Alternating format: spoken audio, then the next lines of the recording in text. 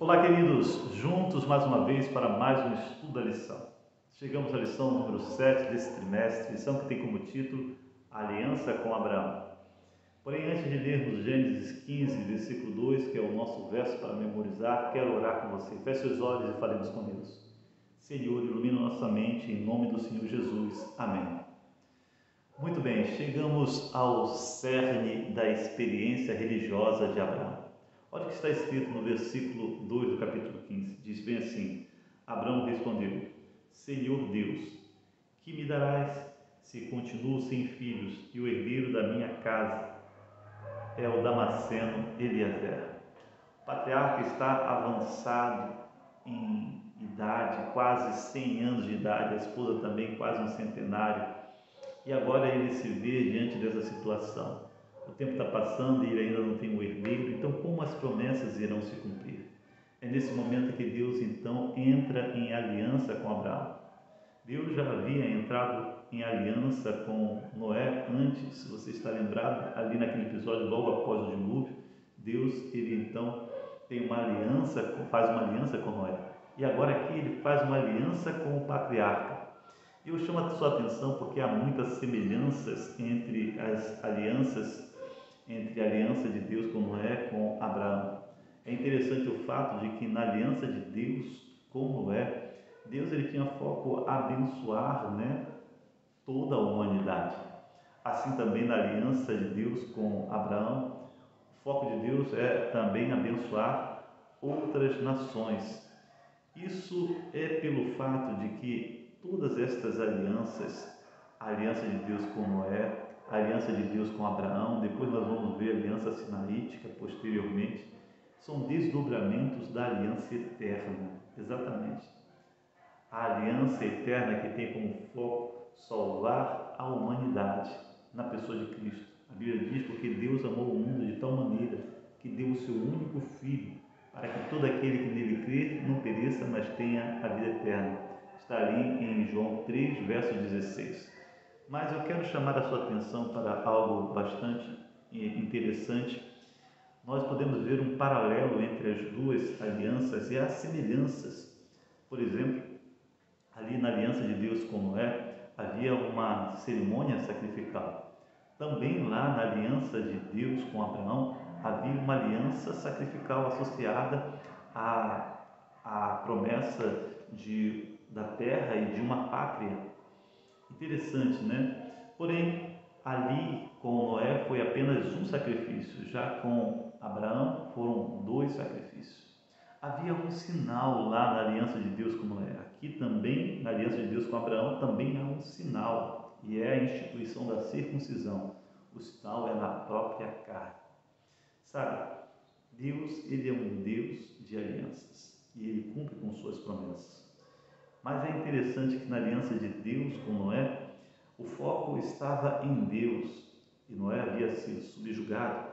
Mas nessa aliança de Deus com Abraão, há uma perspectiva em Abraão, o que torna mais complicado o seu desenvolvimento, o desenvolvimento desta aliança.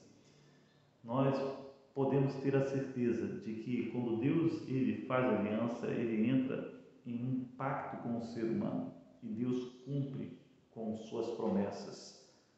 Ele cumpre com base na aliança que envolve o sacrifício, a morte de um ser, para que essa aliança seja selada, seja feita, seja cortada.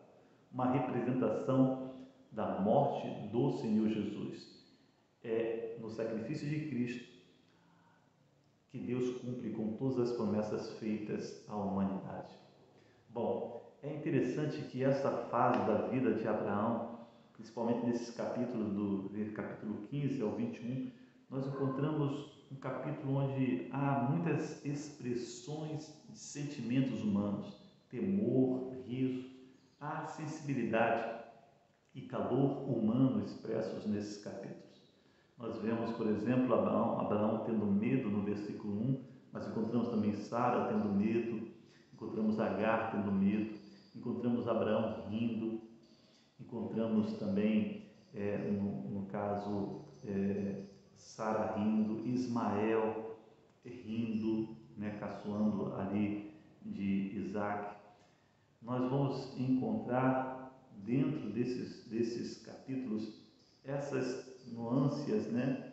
Calor e sensibilidade humana. Mas também encontramos, né, um Abraão preocupado com a salvação, por exemplo, dos sodomitas, né, dos perversos. Encontramos ele preocupado em cuidar de Sara, em cuidar de Agar, em cuidar de Ló. Encontramos dentro desse contexto Abraão, ele hospedando ali aqueles estrangeiros que na realidade era o próprio Senhor e seus anjos. Aqui nós vemos características neste patriarca que mostra um caráter preparado para realmente ter o seu nome mudado.